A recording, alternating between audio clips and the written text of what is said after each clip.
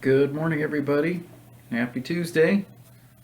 Dr. Zom here with another episode of Tooth Teacher Tuesday. Today we're focusing on another oral pathology corner on one of my favorites, kind of a fun oral pathology, if you will. And the topic for today is something called geographic tongue. And what geographic tongue is it's a pretty much non-worrisome condition where the tongue will have kind of scattered red and white patches that are kind of blotchy and irregular borders that somewhat resemble like the continents on the globe, and that's where it gets its name of geographic tongue. Is it's got that kind of geographic appearance. But geographic tongue, it's yet another condition that's not fully understood as far as the cause. It does seem to be somewhat genetically related, but the good thing is that, like I said earlier, it's not anything to be alarmed about. The reason I say it's kind of a fun one of my favorites, is that a lot of people that have it aren't aware of it until I bring it up during their regular exams.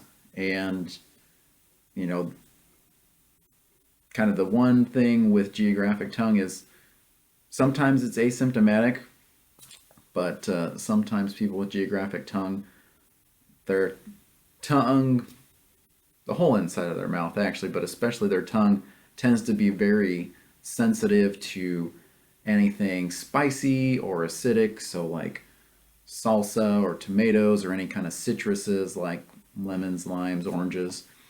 And what makes that fun is that a lot of people that have geographic tongue don't understand that's why they can't tolerate those foods.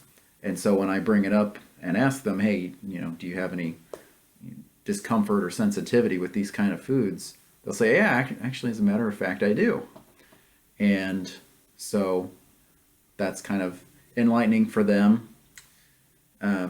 Since geographic tongue is typically asymptomatic, or if there's any symptoms, it's triggered by certain foods, basically really no treatment other than if you are a person with geographic tongue that has those sensitivities, then you just avoid those foods that trigger it.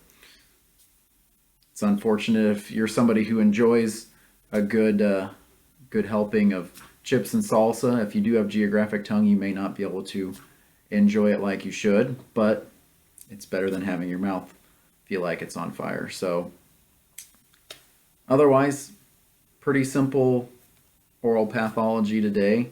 I guess it would be helpful if I kind of show a picture of what it looks like. So geographic tongue looks like this.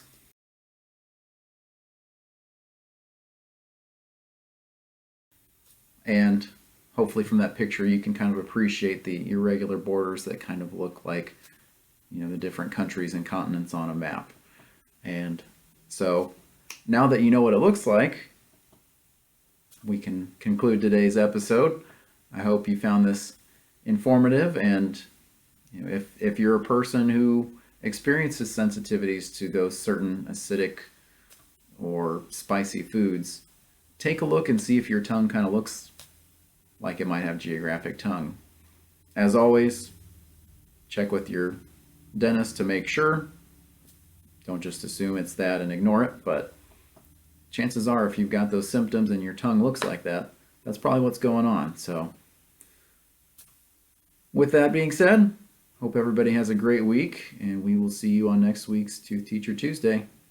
Have a great week.